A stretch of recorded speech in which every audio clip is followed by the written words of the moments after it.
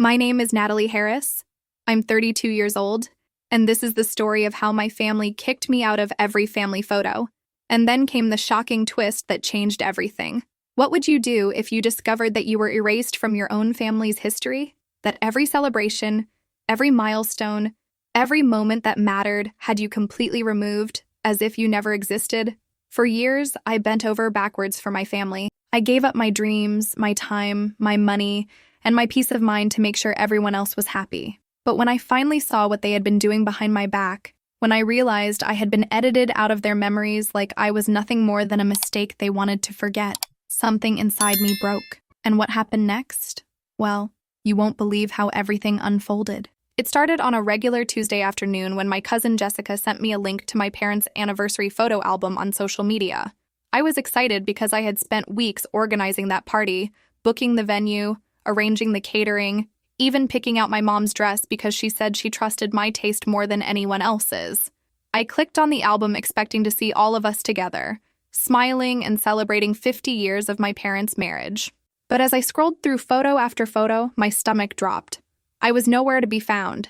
Every single picture that I knew I had been in had been cropped, edited, or retaken without me. If you've ever felt invisible in your own family, if you've ever wondered whether your sacrifices even matter, hit that subscribe button and give this video a like, because what I'm about to share might just help you see your own situation more clearly. At first, I thought maybe it was a mistake, like maybe Jessica had accidentally shared the wrong album or something. I called her immediately, my hands shaking as I held the phone. She got quiet for a moment, and then she said something that made my blood run cold. She told me that my sister Claire had specifically requested that I be removed from all the photos before they were posted online. Claire said it was because I didn't fit the aesthetic they were going for. Can you imagine hearing those words? Not that I looked bad, not that the photos were unflattering, but that my entire existence didn't match the picture-perfect image my family wanted to project to the world. Jessica tried to soften the blow by saying it wasn't personal, but how could it not be personal when they literally erased me from a celebration I had organized? I sat there in my living room, staring at my phone, feeling like someone had punched me in the chest. This wasn't the first time I had felt like an outsider in my own family, but this was different. This was concrete proof that they didn't value me, didn't see me, didn't want me to be part of their story. I started thinking back to other family events, other celebrations, and I realized this probably wasn't the first time they had done this. How many other albums existed where I had been quietly removed? How many family group chats had discussed my absence like it was a design choice instead of a cruel rejection? The more I thought about it, the angrier I became. But underneath that anger was something even more painful. A deep, aching sadness that the people who were supposed to love me unconditionally had decided I wasn't worth including. I decided to do some digging. I went through my mom's Facebook profile, my dad's Instagram, my sister Claire's carefully curated social media presence, and even my brother Matt's accounts. What I found was devastating. Family vacation photos from last Christmas in Colorado. I had been there, but you'd never know it from the pictures. My nephew's birthday party where I had baked his favorite chocolate cake from scratch, cropped out. Easter dinner where I had cooked the entire meal because my mom was recovering from surgery. Not a single trace of me. It was like I was a ghost, present for all the work and sacrifice, but invisible when it came time to capture the memories. And that's when I realized something important. This wasn't just about photos. This was about how my family saw me, or rather, how they didn't see me at all. But here's where things get interesting. And trust me, you're going to want to keep watching, because what happened next set off a chain of events that nobody saw coming. Instead of confronting them right away, instead of calling my mom crying, or texting my sister in anger, I decided to do something different. I decided to stay quiet and observe. I wanted to understand the full extent of what was happening before I made my move, because if there's one thing I learned from years of being underestimated and overlooked, it's that silence can be the most powerful weapon you have. So I started paying attention to everything, every family conversation, every request for help, every time they needed something from me. And what I discovered was far worse than I ever imagined. Over the next few weeks, I started seeing a pattern that had been there all along, but I had been too busy trying to please everyone to notice it. My family only reached out to me when they needed something. My brother Matt would call asking for money to cover his rent because he had spent his paycheck on a new gaming setup. My sister Claire would text me at midnight asking if I could babysit her kids because she had forgotten to arrange childcare for her spa day. My parents would show up at my door expecting me to drop everything and help them with yard work, furniture moving, or running errands they didn't feel like doing themselves. Have you ever been the person everyone calls when they need something but somehow forget about when it's time to celebrate? If this sounds familiar, make sure you're subscribed to this channel and drop a like on this video, because I'm about to reveal how I finally broke free from this toxic cycle. What really opened my eyes was my dad's retirement party. I had spent 3 months planning every single detail. I researched venues, compared prices, negotiated with caterers, designed the invitations, and even put together a video montage of his career highlights that took me weeks to compile. I interviewed his former colleagues, tracked down old photos, and spent hours editing everything together. The party was a massive success. Everyone kept telling my parents how lucky they were to have such a thoughtful family. But when my dad gave his speech thanking everyone, he mentioned my mom for her support, my brother for his sense of humor, and my sister for being his princess. My name never came up, not once. I stood there in the corner holding a glass of champagne I didn't even want to drink, watching my father thank everyone except the person who had actually made the entire event possible. After the party, I went home and did something I had never done before. I made a list. On one side, I wrote down everything I had done for my family in the past year, the money I had lent that was never paid back, the hours I had spent helping with projects and problems, the emotional support I had provided during their crises, the celebrations I had organized, the sacrifices I had made. On the other side, I wrote down what they had done for me. That side of the paper stayed blank for a long time. Eventually, I managed to write down 2 things. My mom had sent me a birthday card 6 months late, and my sister had liked one of my Instagram posts. That was it. 2 years of constant giving, and I had received a card and a social media like in return. Seeing it written out like that was devastating, but it was also clarifying. I started testing my theory. I stopped being available immediately whenever they called. When Matt texted asking for money, I said I was dealing with my own financial challenges. When Claire asked me to babysit, I told her I had plans. When my parents wanted help with their errands, I said I had a busy week and couldn't make it. The responses I got were shocking. Matt accused me of being selfish and not caring about family. Claire said I was being petty and difficult. My mom called me ungrateful after everything they had done for me, which was ironic, considering I was still trying to figure out what exactly they had done for me. The guilt tripping was intense, and for a moment, I almost caved. But then I remembered those photos, those albums where I didn't exist, and I found my strength again. But here's what really confirmed everything for me. My sister Claire was getting married, and she had been talking about it for months. She had this huge Pinterest board, a detailed spreadsheet of vendors, and a vision of what she called her dream wedding. One evening, she called me and asked if we could meet for coffee. I thought maybe she was finally going to acknowledge how she had treated me, maybe even apologize for the photo situation. Instead, she spent 2 hours telling me about her wedding plans. And then, right at the end, she asked if I would be willing to contribute $15,000 to help cover the costs because the wedding was getting expensive. She didn't ask me to be a bridesmaid. She didn't ask me to be part of the ceremony. She just wanted my money.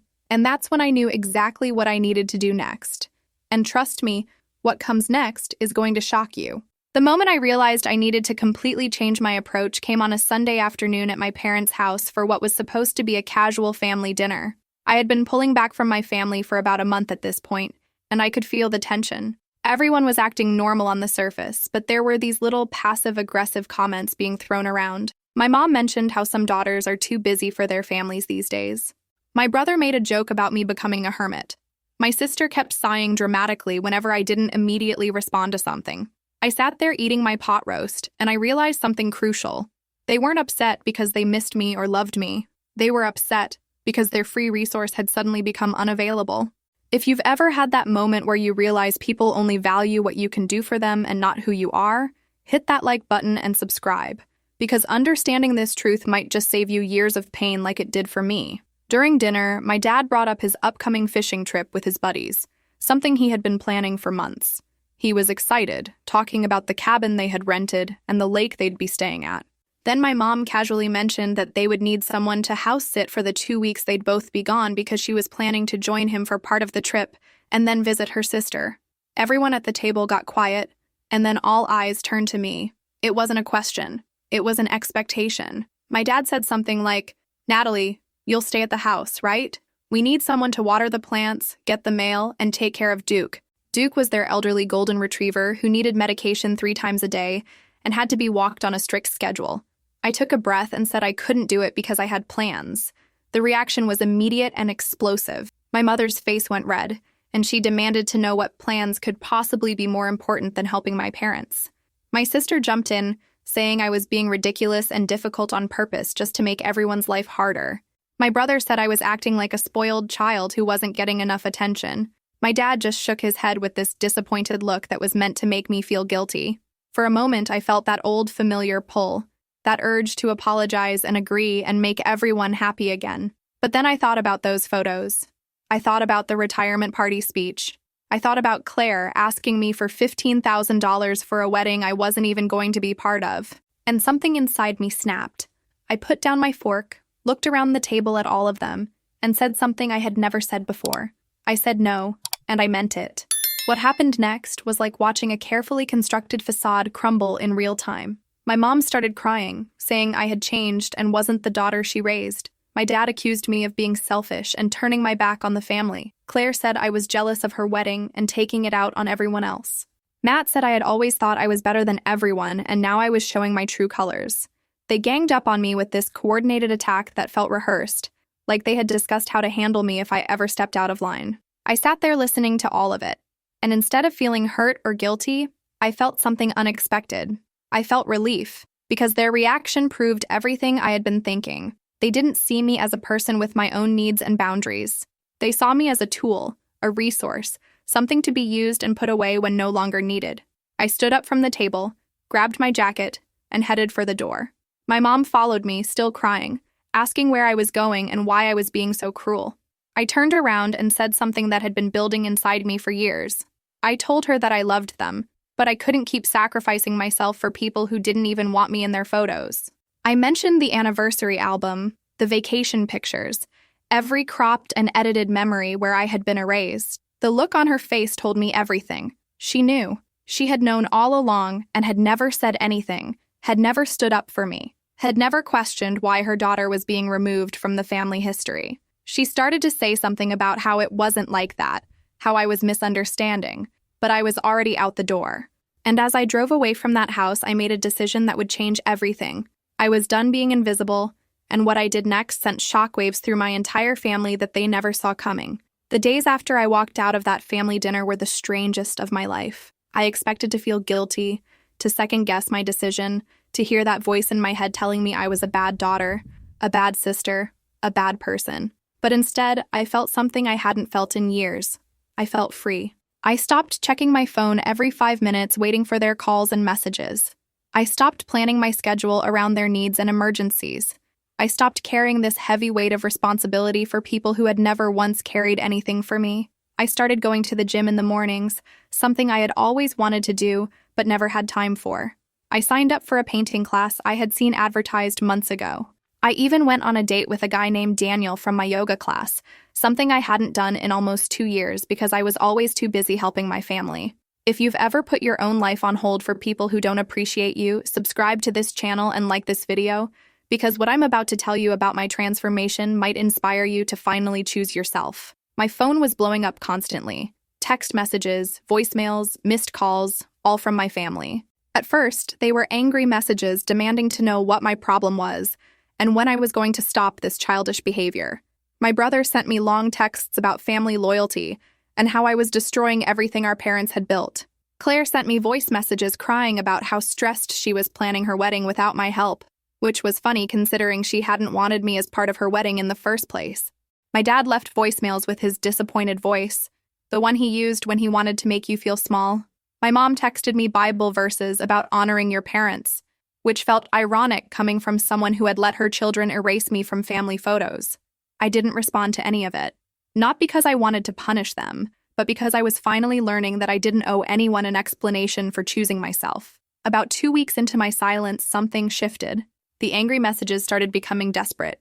My mom texted saying she missed me and wanted to talk. Claire called saying she had made a mistake and needed to see me. Matt sent a message saying the family wasn't the same without me, which almost made me laugh because I had been invisible to them my entire life. My dad, who never apologized for anything, left a voicemail saying maybe they should all sit down and have a conversation. I could feel them trying to pull me back in, and part of me wondered if maybe they had actually realized how badly they had treated me. But I had learned something important during those 2 weeks of freedom. I had learned to trust my instincts over their words. So instead of running back to them, I decided to do something that would give me the answers I needed. I called my Aunt Linda, my mom's older sister who lived 3 states away. Linda had always been the black sheep of the family, the one who had moved away and only came around for major holidays. I had never understood why she kept her distance until I told her everything that had been happening. There was a long silence on the phone, and then she said something that changed my entire perspective. She told me that she had left the family 20 years ago for the exact same reasons. She said my grandmother had treated my mom the same way my family was treating me, and instead of breaking the cycle, my mom had continued it. Linda told me about how she used to be the family helper, the one who sacrificed everything, and how she had been erased and diminished until she finally decided to leave. She said it was the hardest and best decision she had ever made, and that she had built a beautiful life without them. Hearing her story felt like looking into a mirror of my possible future. That conversation with Aunt Linda gave me the clarity and courage I needed. She helped me understand that this wasn't about one photo album, or one dinner, or one party. This was about a generational pattern of using and discarding the people who cared the most. She told me that if I went back without establishing firm boundaries and demanding real change, nothing would be different. They would apologize just enough to get me back, and then everything would return to how it was before. She said the only way to break the cycle was to show them through my actions, not my words, that I was no longer available to be used. So I made a plan, and what I did next not only shocked my family, but revealed a truth about them that I never could have imagined. 3 weeks after I walked out of that family dinner, my cousin Jessica called me. Not texted, actually called, which was unusual. She said she needed to tell me something important and asked if we could meet in person. I was hesitant because I knew Jessica was close with my sister, and I suspected this might be an ambush or an attempt to guilt me into coming back to the family. But something in her voice sounded different, more serious, more genuine. So I agreed to meet her at a coffee shop halfway between our apartments. When she walked in, I could see she had been crying. She sat down across from me, ordered a coffee she never touched, and then told me something that made my blood boil. Have you ever discovered that the people you trusted were lying to you about something major? If you want to hear more stories like this and learn how to protect yourself from family manipulation, make sure you're subscribed and hit that like button, because what Jessica revealed to me was just the beginning of a much darker truth. Jessica pulled out her phone and showed me a group chat I had never seen before. It was called Family Planning and included my parents, my siblings, and a few other relatives. But notably, I wasn't in it. She scrolled through months of messages, and my stomach turned as I read them. They had been coordinating how to handle me for years. There were messages about how to ask me for money without making it seem like they were taking advantage of me. There were conversations about whose turn it was to butter me up so I would help with various projects and events. There was a detailed discussion about my dad's retirement party where Claire had specifically suggested not mentioning me in the speech because it might make me feel too important, and I might start saying no to requests. My mom had agreed, saying I was more useful when I was insecure and seeking their approval. I sat there reading these messages, and I felt like I was watching a documentary about a stranger's life, except that stranger was me. But it got worse. Jessica showed me the conversation about the anniversary photos. It wasn't just Claire who had decided to crop me out. It was a family decision. They had actually discussed it in the group chat. My sister had suggested it, saying the photos would look better with just the core family members who fit their aesthetic. My brother had joked that I always looked awkward in photos anyway. My mom had hesitated for maybe one message, saying she wasn't sure about completely removing me. But my dad had shut that down by saying I probably wouldn't even notice. And if I did, they could just say it was a technical issue. They had literally voted on whether to erase me from the family memories, and the vote had passed. Jessica was crying as she showed me all of this, apologizing over and over for not telling me sooner. She said she had thought it was wrong, but had been too scared to speak up because she didn't want to become their next target. I asked Jessica why she was showing me this now. She took a deep breath and told me that the family had approached her with a new plan. They wanted her to reach out to me, pretend to be on my side, gain my trust, and then convince me to come back and help with various things they had lined up. There was a whole list. Claire needed help with her wedding. My parents needed someone to renovate their basement. Matt wanted me to co-sign a loan for a new car. Jessica said she couldn't do it anymore, that watching them manipulate me made her sick, and that she needed to tell me the truth even if it meant they would turn on her too. She said she had already been feeling guilty about the anniversary photo album, and this new scheme was the final straw.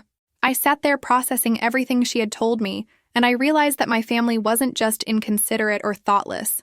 They were actively, deliberately manipulative. This wasn't accidental neglect. This was calculated exploitation.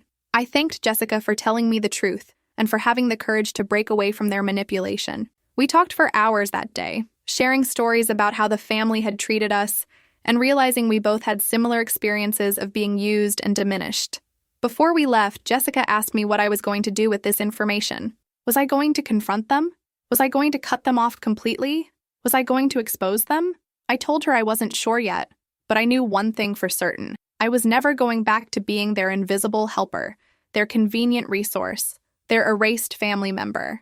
I was going to take control of my own narrative, and I was going to make sure that everyone knew the truth about what they had done. And what I did next? Well, let's just say it created consequences they never imagined, and the shocking twist that came out of it changed everything I thought I knew about my family and myself. After my conversation with Jessica, I spent an entire weekend thinking about my next move. I knew I couldn't just confront my family directly because they would gaslight me, deny everything, and turn it around to make me look like the villain. I had seen them do it to Aunt Linda, and I had experienced it myself countless times. So I decided to do something strategic, something that would expose the truth while also protecting myself. I started documenting everything. I took screenshots of the group chat Jessica had shown me. I went through my bank statements and calculated every dollar I had ever lent or given to family members. It totaled over $47,000 that had never been repaid. I gathered receipts from parties I had organized, events I had funded, and gifts I had bought. If you've ever felt like you needed proof to validate your own experience because people keep telling you you're overreacting, smash that subscribe button and give this video a like. Because what I'm about to share will show you exactly how to protect yourself with evidence when dealing with manipulative people. But here's where I made my power move. My sister Claire's wedding was now just 2 months away, and according to the group chat Jessica had shown me, they were counting on me to come back and help. They had a whole timeline planned out. They figured I would cool off in another week or two. My mom would reach out with some tearful apology, and I would come running back to help with the wedding preparations. Claire had even told the family she was certain I would contribute that $15,000 once I stopped being dramatic. They had built their entire plan around my predictability, around my history of always caving in and putting their needs first. So I decided to use their expectations against them. I waited until exactly 3 weeks before the wedding, when it would be too late for them to make alternative arrangements, and then I made my move. I wrote a letter. Not a text, not an email, but an actual handwritten letter that I sent to each family member individually. In that letter, I laid out everything. I included examples of how I had been excluded, dismissed, and erased from family memories. I attached printed screenshots from the group chat showing their manipulative planning. I included a spreadsheet of all the money I had lent that was never repaid, all the favors I had done that were never reciprocated, all the times I had sacrificed my own needs for theirs. But here's the important part. I didn't write it with anger or bitterness. I wrote it calmly, factually, like I was presenting evidence in a court case. I ended the letter by saying that I loved them but could no longer participate in a family dynamic where I was valued only for what I could provide, and that I would be taking a permanent step back from all family obligations, events, and requests. I wished them well and told them not to contact me unless they were ready to have an honest conversation about changing the entire dynamic. The reactions came fast and furious. My phone started ringing within hours of them receiving the letters. My mom left sobbing voicemails saying I was tearing the family apart. My dad sent angry texts calling me ungrateful and saying I was making up lies to justify my selfishness. Matt sent me paragraphs about how I was embellishing everything and taking things out of context. But Claire's response was the most telling. She didn't call or text me. Instead, she posted on social media about how some people will do anything for attention, even destroy family relationships and ruin important life events. She didn't name me directly, but everyone knew who she was talking about. Her friends flooded the comments with support, calling me toxic without even knowing my side of the story. And that's when I realized something crucial. They weren't upset because I was wrong. They were upset because I was right. And now other people knew it too. But here's where the shocking twist begins to unfold. About a week after I sent those letters, I got a call from an unknown number. I almost didn't answer it, but something told me to pick up. It was a woman named Margaret, and she introduced herself as my father's first wife. I was stunned. I had no idea my dad had been married before my mom. Margaret said she had heard about what was happening through a mutual friend of Aunt Linda's, and she needed to tell me something important, something that explained everything about why my family treated me the way they did. She asked if we could meet in person because what she had to tell me wasn't something she could say over the phone. I agreed, my mind racing with questions. And what Margaret revealed to me when we met changed everything I thought I knew about my family, my identity, and why I had always been treated like an outsider. You won't believe what I discovered next. I met Margaret at a quiet restaurant on the other side of town. She was in her early 60s, elegant and composed, with kind eyes that looked like they had seen a lot of pain. We sat down, and she didn't waste time with small talk. She pulled out an old photo album and slid it across the table to me. Inside were pictures of my dad from the late 70s and early 80s, looking young and happy with Margaret and a little girl who couldn't have been more than 5 years old. Margaret explained that she and my dad had been married for 8 years and had a daughter together named Sarah. My mind was spinning. I had a sister I never knew about? Before I could ask the obvious questions, Margaret told me something that made everything click into place. She said that Sarah had died in a car accident when she was 7 years old, and the grief had destroyed their marriage. Have you ever learned something about your family that completely reframed your entire childhood? Make sure you're subscribed and hit that like button, because this revelation explains so much about family trauma and how it gets passed down through generations in the most damaging ways. Margaret explained that after Sarah died, my dad completely shut down emotionally. He refused to talk about her, refused to go to therapy, and eventually refused to even acknowledge that he had ever had another daughter. The grief was too much for him to handle, so he buried it deep and pretended that entire part of his life had never existed. Margaret said she tried to get him help, tried to make him process the loss, but he divorced her instead and cut off all contact. A few years later, he met my mom, and they started a new family. My brother Matt, my sister Claire, and eventually me. Margaret said she had kept track of our family from a distance over the years, partly out of curiosity and partly out of concern. She had noticed something that I had never realized. I looked almost exactly like Sarah. Same hair color, same facial structure, same eyes. She showed me more pictures of Sarah, and it was like looking at childhood photos of myself. Suddenly, everything made sense in the most painful way possible. My dad couldn't look at me without seeing the daughter he had lost.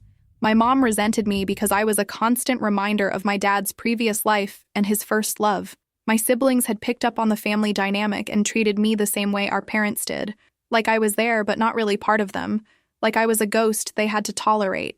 Being erased from photos wasn't just about aesthetics or manipulation. It was about my dad's inability to deal with his trauma and my family's unwillingness to confront the dysfunction at the heart of our relationships. I had spent my entire life trying to earn love from people who couldn't give it to me because they saw me as a painful reminder of something they wanted to forget. Margaret was crying as she told me all of this, apologizing for not reaching out sooner, saying she thought maybe I deserved to know the truth. I sat there in that restaurant feeling like my entire life had been recontextualized in a single conversation. All the times my dad had pulled away from me emotionally, all the times my mom had seemed irritated by my mere presence, all the ways my siblings had excluded me. It wasn't about me at all. I was carrying the weight of a family trauma that happened before I was even born, paying the price for a loss I had nothing to do with. Margaret reached across the table and took my hand. She told me that Sarah had been a bright, loving, creative child who loved painting and dancing and making people laugh. She said that if I was anything like Sarah, then I had probably spent my whole life being punished for having the same qualities that my dad had loved in his first daughter, but couldn't bear to see again. She was right. Every time I tried to share my artwork or my creativity, my family had dismissed it. Every time I showed joy or enthusiasm, they had dampened it. They had been systematically destroying in me everything they couldn't handle seeing. Margaret gave me copies of photos of Sarah and information about her short life. She told me that she wasn't trying to excuse my family's behavior, but she thought I deserved to understand the context. She said that trauma doesn't justify abuse, but knowing the source can help with healing. Before we parted ways, she told me something that has stayed with me ever since. She said that I had a choice now. I could let this revelation make me bitter, or I could use it to break the cycle and build a life free from their dysfunction. She said that Sarah never got the chance to grow up and live her dreams, but I still could, and that living fully and freely would be the best way to honor both Sarah's memory and my own worth. Walking out of that restaurant, I felt different. I felt lighter.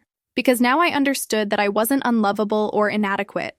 I was just born into a family that never dealt with their pain, and I had become the scapegoat for their unresolved grief. And what I decided to do with this information changed not only my life, but also forced my family to finally confront the truth they had been running from for decades.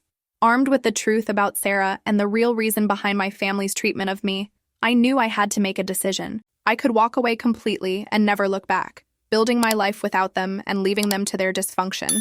Or I could give them one chance to face the truth, to finally deal with the trauma they had been avoiding for decades, and to either heal together or part ways with honesty instead of lies. I decided on the latter, not because I owed them anything, but because I owed it to myself to close this chapter properly. I owed it to Sarah's memory too, to not let her death continue causing pain for another generation. So I did something bold. I organized a family meeting at a neutral location, a conference room I rented at a local community center. I sent each family member an invitation saying that attendance was mandatory if they ever wanted a relationship with me again, and that I would be bringing someone they needed to meet. The day of the meeting, I arrived early with Margaret and Aunt Linda, who had driven in specifically to support me. I had also asked Jessica to come as a witness since she had been the one brave enough to show me the truth. When my family walked into that conference room and saw Margaret sitting there, my dad's face went completely white. He looked like he had seen a ghost. My mom's expression shifted from confusion to anger to fear in a matter of seconds. Matt and Claire looked bewildered, clearly having no idea who this woman was or why she was there. I stood up, took a deep breath, and started speaking. I told them that I had discovered the truth about Sarah, about my dad's first marriage, about the unresolved trauma that had shaped our entire family dynamic. I explained how I had been paying the price my entire life for a loss that happened before I was born, how I had been erased and diminished because looking at me reminded my dad of the daughter he couldn't save. The room was completely silent except for my voice. My dad sat there with his head in his hands, saying nothing. My mom tried to interrupt several times, trying to defend their actions or explain things away, but I didn't let her. I told them about the group chat, about the calculated manipulation, about every way they had used me and dismissed me. I told them about the $47,000, about the countless hours of labor, about the retirement party speech that didn't include me, about the photos I had been cropped out of. I laid it all out calmly and clearly, with Margaret and Linda there to back me up, and Jessica nodding along to confirm the parts she had witnessed. Then I told them that I understood trauma could explain their behavior, but it didn't excuse it. I said that my dad's grief over Sarah was real and valid, but using me as an emotional punching bag for decades was not acceptable. Margaret spoke next, and her words were powerful. She talked about Sarah, about what a beautiful child she had been, about how the loss had devastated both of them, but then she looked directly at my dad and said something that cut through all the years of avoidance. She told him that Sarah would be heartbroken to know that her death had caused him to emotionally abandon another daughter. She said that by refusing to grieve properly, by refusing to get help, by erasing me the same way he had tried to erase Sarah's memory, he had dishonored both of his daughters.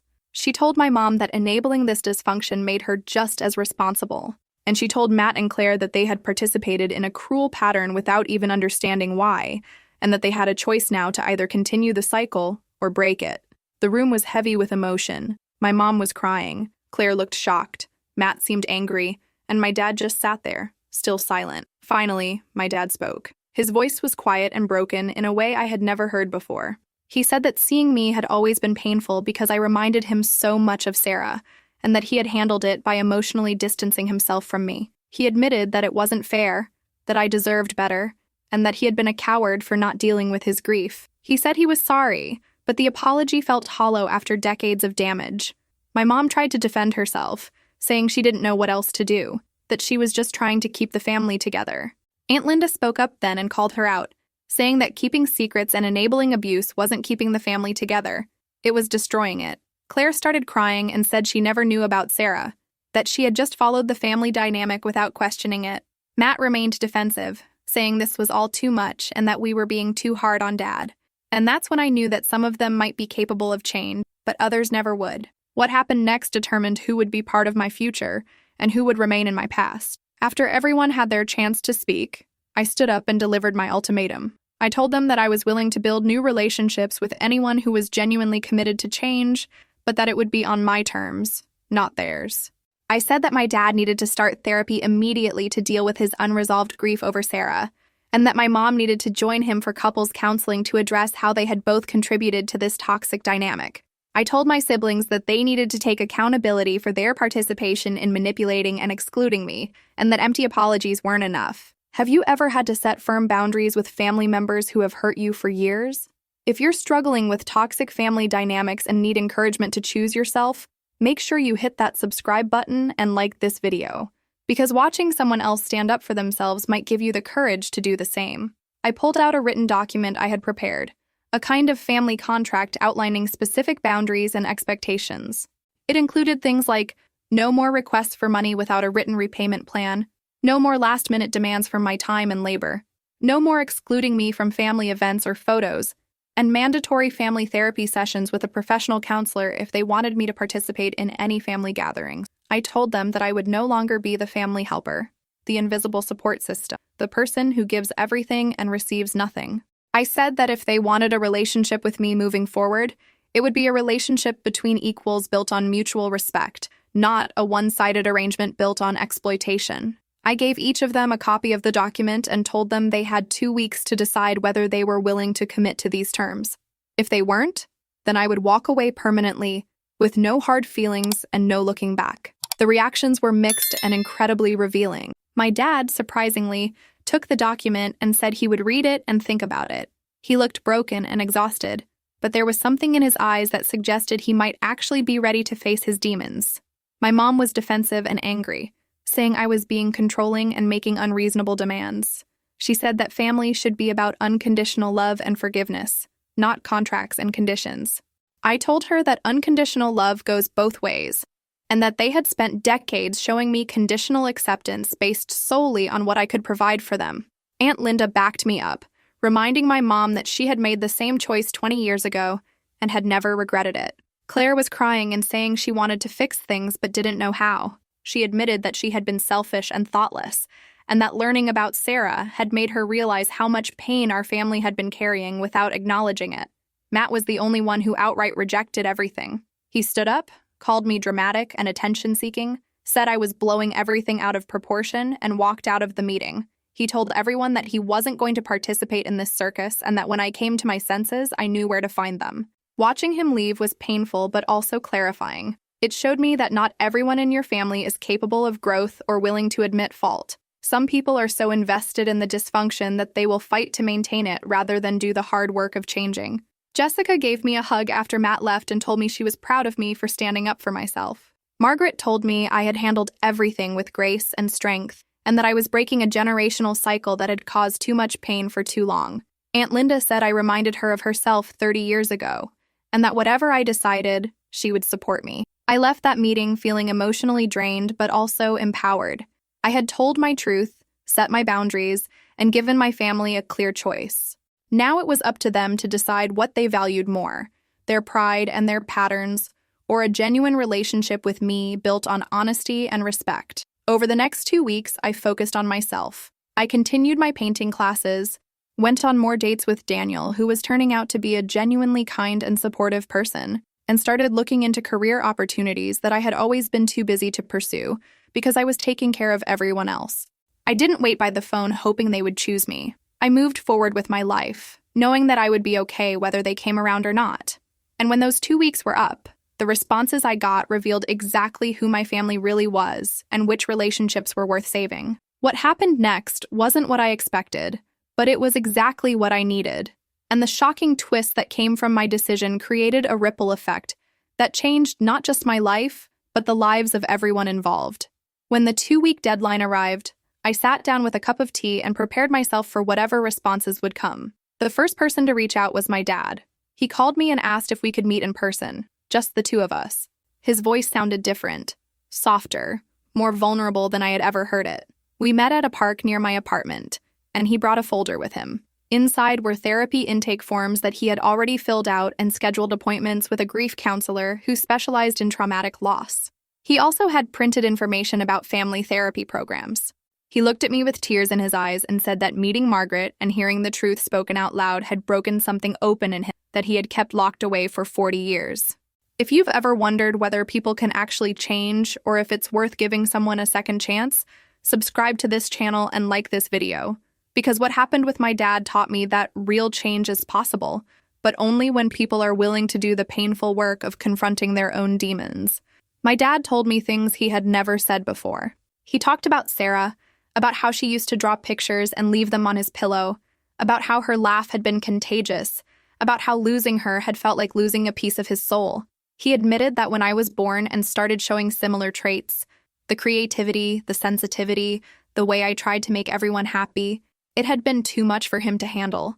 Instead of getting help, he had pushed me away emotionally while still expecting me to be there physically. He said he realized now that he had stolen my childhood by making me feel like I had to earn love that should have been freely given. He apologized not just for the photos and the manipulation, but for decades of emotional neglect. He said he couldn't undo the past, but he was willing to do whatever it took to build a real relationship with me moving forward. I could see in his eyes that he meant it, and while I wasn't ready to forgive everything immediately, I was willing to give him the chance to prove his commitment to change. My mom's response was different. She sent me a long email that started with an apology, but quickly devolved into justifications and blame shifting. She said she was sorry I felt hurt, but that I needed to understand how difficult it had been for her to be married to a man who was emotionally unavailable because of his past. She said she had done her best to hold the family together, and that my recent actions had made things harder for everyone. She agreed to go to couples therapy with my dad, but only because he was insisting on it, not because she thought it was necessary.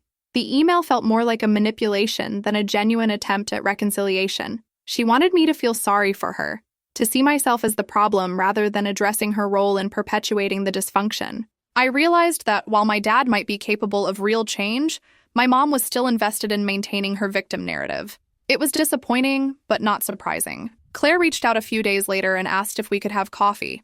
She had clearly been thinking about everything because she came prepared with a list of specific incidents where she had hurt me, and she took accountability for each one. She admitted that asking me for $15,000 for her wedding while simultaneously excluding me from the bridal party had been incredibly selfish and hurtful. She said that learning about Sarah had made her realize how much our family operated on unspoken rules and buried pain, and that she wanted to break those patterns. She actually postponed her wedding by 6 months, saying she didn't want to get married while our family was in such turmoil, and that she wanted to make sure she was building her own family on a healthier foundation. She asked if I would consider being in her wedding after all, not as a last-minute addition, but as a genuine inclusion. She said she understood if I wasn't ready, but that she wanted me to know the offer was there. Her willingness to delay her wedding and do the internal work impressed me, and I told her I would think about it. Matt never responded to my ultimatum. He blocked me on social media, didn't return my calls, and according to Claire, had been telling everyone who would listen that I was tearing the family apart with false accusations and unreasonable demands. His response, or lack of one, told me everything I needed to know. Some people are so committed to their version of reality that they will reject any evidence that contradicts it. Jessica, on the other hand, sent me a beautiful message thanking me for giving her the courage to set her own boundaries with the family. She said watching me stand up for myself had inspired her to start therapy and work on her own issues with people-pleasing and family dynamics.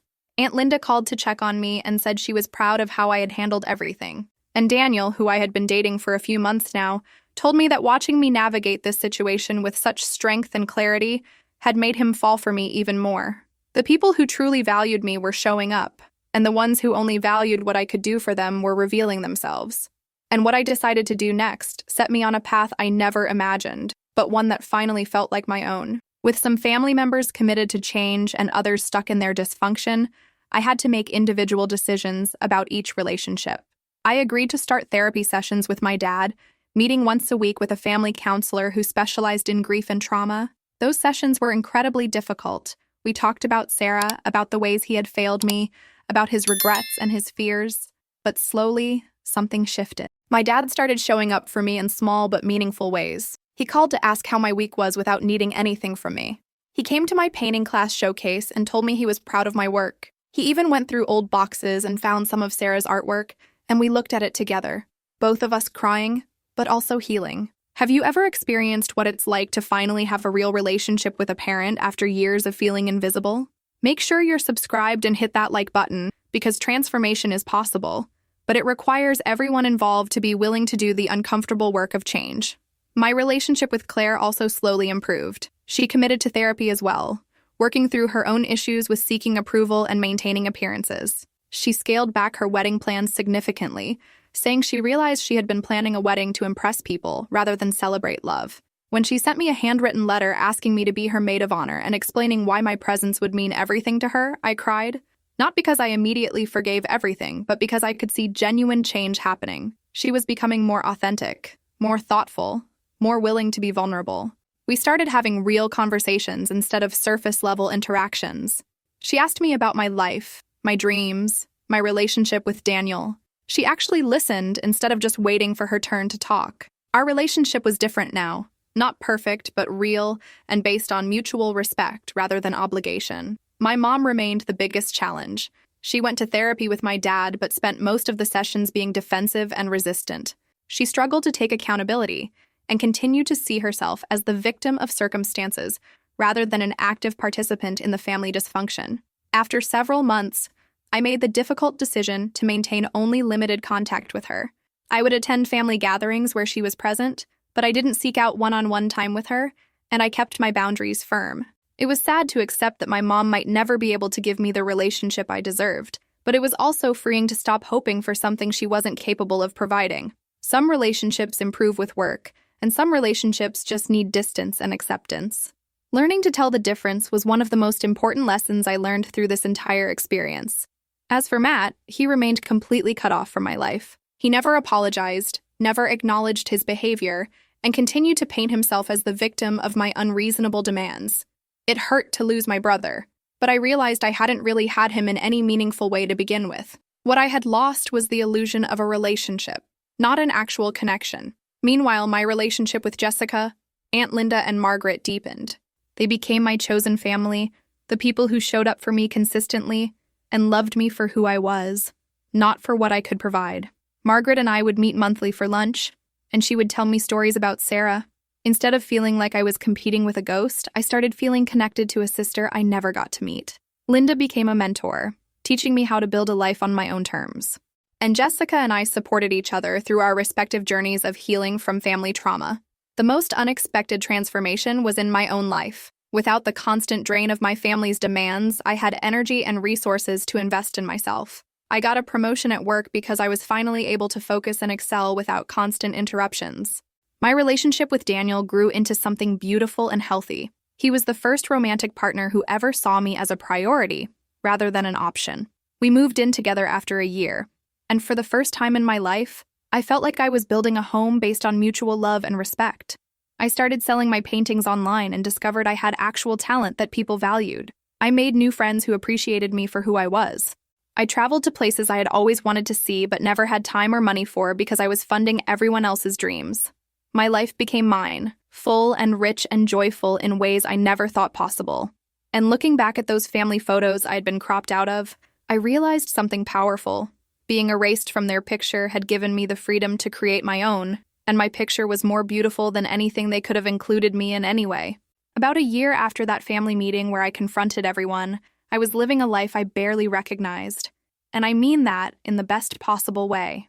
I had become the person I was always meant to be before family obligations and emotional manipulation had buried her. I woke up every morning in the apartment I shared with Daniel, looking forward to my day instead of dreading who would need something from me. I had launched my own small art business selling paintings online, something I never would have had the time or confidence to do when I was constantly putting everyone else first. My dad and I were building a genuine relationship based on honesty and mutual effort.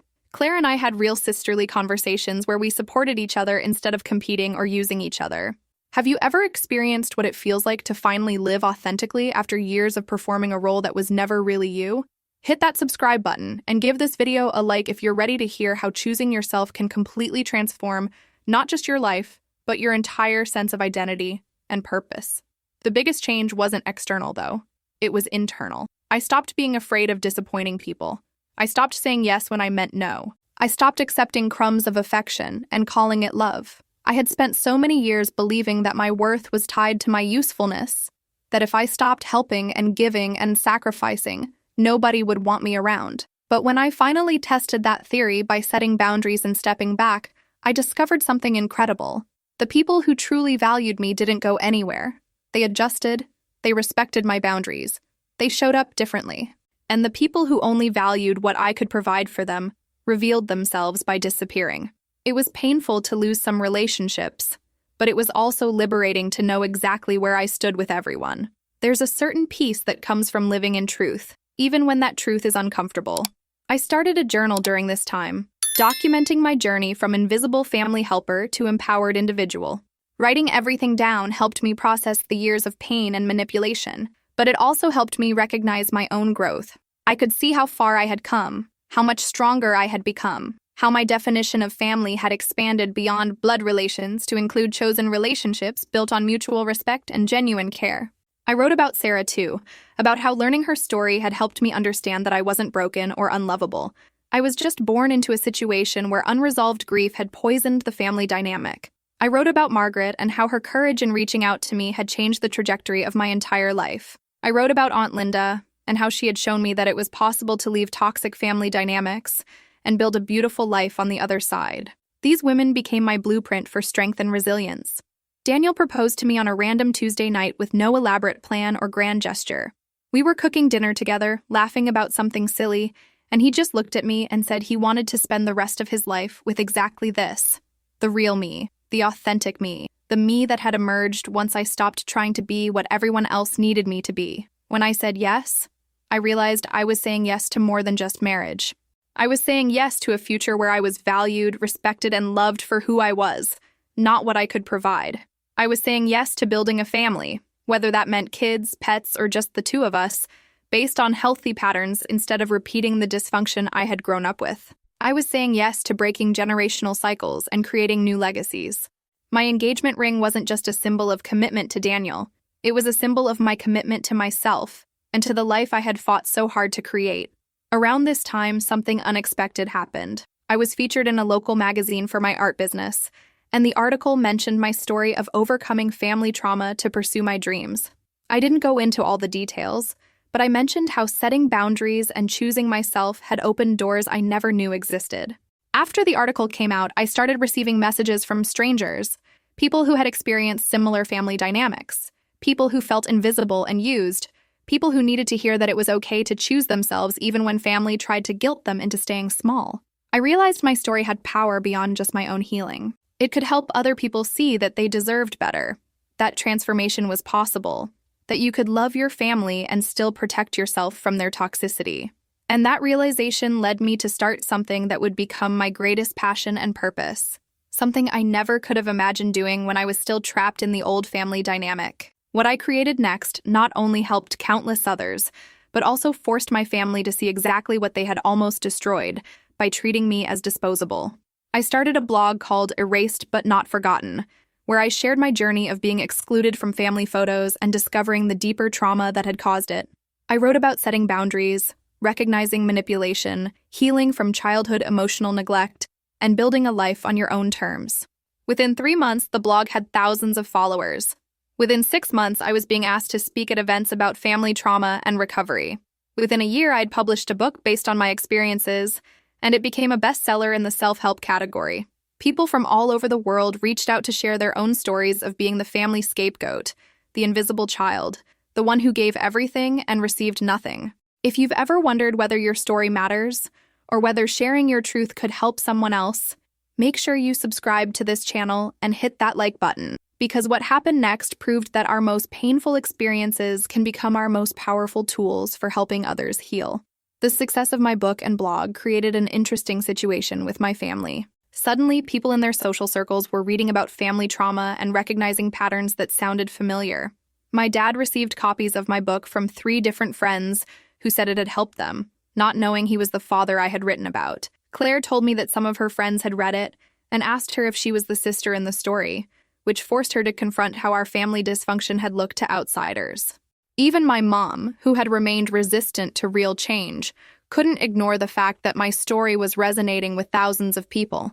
She sent me a message saying she had read the book and that some of it was hard to read, but that she understood now why I had needed to step away. It wasn't a full apology or complete accountability, but it was more self-awareness than she had shown in years. Sometimes validation doesn't come from the people who hurt you. It comes from the world recognizing your truth and affirming that your pain was real and your healing was justified. My brother Matt, who had refused all contact for over 2 years, showed up at one of my book signings. I didn't see him at first. He stayed in the back, watching from a distance. After the event, as I was packing up, he approached me. He looked older, tired, maybe even a little humbled. He said he had read my book after his girlfriend bought it and insisted he read it because she said it explained a lot about his family dynamics. He admitted that reading my perspective had made him realize how blind he had been to the manipulation and dysfunction in our family. He said he wasn't ready to fully apologize or commit to the kind of work that real change required, but he wanted me to know that he was starting to understand. I thanked him for coming and told him that when he was ready to do the real work, I would be open to rebuilding our relationship, but that I wouldn't accept anything less than genuine effort and change. He nodded and left, and I felt proud of myself for not caving to the old pattern of accepting breadcrumbs and calling it progress. The most powerful moment came when I was invited to speak at a conference about family trauma and healing. My dad asked if he could come and listen. I was nervous about having him in the audience, but I agreed. I gave my talk, sharing the story of being erased from family photos, discovering the truth about Sarah, confronting my family, and building a new life based on boundaries and self-respect. I talked about how generational trauma gets passed down when families refuse to deal with their pain, and how one person choosing to break the cycle can change the trajectory for future generations. After my talk, during the Q&A session, my dad stood up. My heart stopped. He introduced himself as my father and said that everything I had shared was true, that he had failed me for most of my life because he had been too broken to deal with his own grief. He told the entire room that watching me heal and thrive had forced him to confront his own failures, and that I had saved his life by refusing to continue enabling his dysfunction. He said he was proud of me and that he was sorry it had taken him so long to become the father I deserved. The room was silent, and then everyone started clapping. I was crying. He was crying. And for the first time in my life, I felt truly seen and valued by my father. That moment at the conference changed something fundamental in our relationship. My dad's public acknowledgement of his failures and my strength wasn't just about validation. It was about him finally taking full accountability without excuses or justifications. In the months that followed, he continued to show up consistently. He started his own grief support group for parents who had lost children, helping other people process their trauma so they wouldn't repeat his mistakes. He and my mom started marriage counseling in earnest, and while their relationship still had challenges, they were at least trying to build something healthier. Claire got married in a small, intimate ceremony where I stood beside her as her maid of honor, and in her vows, she talked about how her sister had taught her what real strength looked like. Jessica started her own therapy practice specializing in family trauma, inspired by her own journey and mine. Even Margaret became part of our slowly healing family, joining us for holiday dinners where we would tell stories about Sarah and keep her memory alive in healthy ways. The family that had once erased me from photos was now building a new narrative, one where pain was acknowledged, healing was prioritized, and everyone's presence, including mine, was valued and celebrated. And that transformation, as messy and imperfect as it was, proved something I desperately needed to know, that standing up for yourself doesn't destroy families, it destroys dysfunction, and sometimes that destruction is necessary for real love to grow. Looking back on this entire journey, from the moment I discovered I had been erased from those family photos to standing on stage sharing my story with thousands of people, I realized that being excluded was actually the catalyst I needed to find myself. It forced me to ask questions I had been avoiding my entire life. Who am I when I'm not performing for others? What do I want when I'm not prioritizing everyone else's needs? What does love actually look like when it's not conditional on my usefulness? Those questions were painful, but answering them set me free. If you're in a situation right now where you feel invisible, used, or undervalued by the people who are supposed to love you most, I want you to hit that subscribe button and like this video, because you need to hear this. Your worth is not determined by how much you sacrifice or how useful you are to others. Your worth is inherent, and recognizing that truth is the first step toward transformation. I learned that family isn't just about blood. It's about who shows up for you consistently, who respects your boundaries, who celebrates your successes without jealousy, and who supports your growth even when it's uncomfortable for them. My family looks different now than it did 3 years ago. Some relationships ended, some transformed, and some new relationships formed that are more meaningful than anything I had before. My dad and I have a relationship now that's based on honesty and effort rather than obligation and resentment. Claire and I are building a sisterhood that's authentic instead of performative. Margaret, Aunt Linda, and Jessica are family I chose, and Daniel is building a future with me based on partnership and mutual respect. This new family configuration isn't perfect, but it's real, and that makes it infinitely more valuable than the picture-perfect image my old family tried to project while erasing me from the actual pictures. The most important lesson I learned is that you can't heal in the same environment that made you sick. Sometimes love means distance. Sometimes growth means disappointing people who want you to stay small. Sometimes choosing yourself means being called selfish by people who benefited from your selflessness. And that's okay. The people who truly love you will adjust to your boundaries and celebrate your growth. The people who only valued what you provided will reveal themselves by their resistance to your transformation. Both outcomes give you valuable information. One shows you who deserves a place in your future, and the other shows you who belongs in your past. Learning to accept both outcomes with grace and without guilt is what real freedom looks like. You don't have to set yourself on fire to keep other people warm, and anyone who expects you to isn't someone who truly cares about your well-being. If I could go back and talk to the version of myself who first discovered those photos, who felt so small and invisible and worthless, I would tell her that this pain has a purpose. I would tell her that being erased from their pictures was actually making space for her to create her own masterpiece. I would tell her that the family's rejection wasn't a reflection of her value, it was a reflection of their dysfunction. I would tell her that the road ahead would be difficult, that there would be moments of doubt and loneliness and grief, but that on the other side of all that pain was a life more beautiful than she could imagine. I would tell her that she was stronger than she knew, braver than she felt, and worthy of so much more than she had been accepting. And I would tell her what I'm telling you right now. Choosing yourself isn't selfish, it's survival. And sometimes the most loving thing you can do is refuse to participate in dynamics that diminish you. Today, I have photos all over my apartment, pictures of me and Daniel laughing on vacation, pictures of me at my book signings, pictures of me with my dad where we both look genuinely happy, pictures of Claire's wedding where I'm standing right beside her, pictures with Margaret and Aunt Linda and Jessica that capture real love and real connection. I'm not cropped out, not edited away, not erased. I'm centered, visible, present, and valued. Every time I look at these photos, I remember that I didn't just survive being excluded from my family's pictures. I created an entirely new gallery of my life where every image reflects my worth, my strength, and my refusal to accept anything less than genuine love and respect. That's the real shocking twist. The family that tried to erase me actually gave me the greatest gift, the push I needed to finally see myself clearly and build a life where I would never be invisible again. And if you're feeling erased right now, I want you to know that your story doesn't end with their rejection. It begins with your decision to choose yourself. So here we are at the end of my story, but hopefully it's the beginning of yours. If you've listened to everything I've shared and recognized yourself in any part of this journey, I want you to know that change is possible, but it starts with you making a decision. You have to decide that you matter, that your needs are valid, that your boundaries are important, and that you deserve relationships built on mutual respect rather than one-sided sacrifice. Nobody else can make that decision for you, and nobody else can do the work for you. It's hard, it's scary, and there will be people who fight against your growth because your transformation threatens the role they assigned you. But on the other side of that fear and discomfort is a version of yourself that you've probably never met.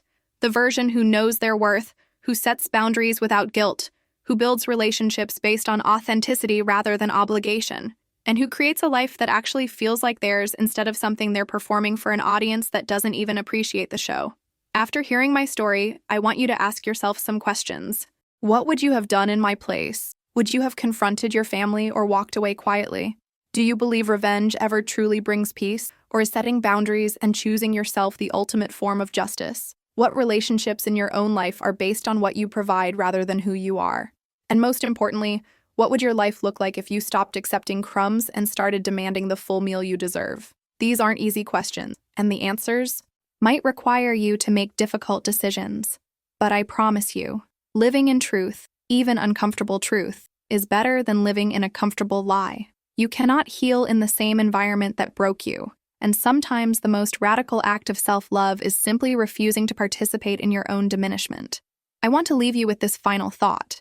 Being erased from my family photos was the worst and best thing that ever happened to me. It was the worst because it confirmed my deepest fear, that I was invisible and disposable to the people who were supposed to love me most. But it was the best because it forced me to stop seeking validation from people who were incapable of giving it, and it pushed me to build a life where my value wasn't up for debate. If you're waiting for someone to finally see you, to finally appreciate you, to finally choose you. Stop waiting and choose yourself. Be the person who shows up for you consistently. Be the person who protects your peace. Be the person who says no when you mean no and yes when you mean yes. Be the person who builds a life so beautiful and authentic that being excluded from someone else's picture doesn't matter, because your own picture is a masterpiece. If you want more stories like this, if you want encouragement and strategies for dealing with toxic family dynamics and building healthier relationships, make sure you subscribe to this channel and turn on notifications. Drop a comment below telling me what resonated with you most from my story, or share your own experience with feeling invisible in your family. Your story matters, your voice matters, and you are not alone in this struggle. There's an entire community of people who understand what it's like to be the family helper, the scapegoat, the one who gives everything and receives nothing. And together we're breaking generational cycles, setting boundaries and building lives based on authenticity and self-respect. Thank you for listening to my story. Thank you for being here. And most importantly, thank you for considering that maybe, just maybe, you deserve better than what you've been accepting. Until next time, remember, you are not invisible, you are not disposable, and you are absolutely worth fighting for. I'll see you in the next video where I'll be sharing more about how I navigated starting my art business while dealing with family drama, and how I found the courage to pursue my dreams even when people said I was being impractical and selfish. Trust me, that story has its own shocking twists that you won't want to miss. Make sure you're subscribed so you don't miss it. Take care of yourself, set those boundaries, and never forget that choosing yourself isn't selfish. It's the bravest thing you can do. This is Natalie Harris, reminding you that sometimes being erased from someone else's picture is exactly what you need to create your own masterpiece. See you next time.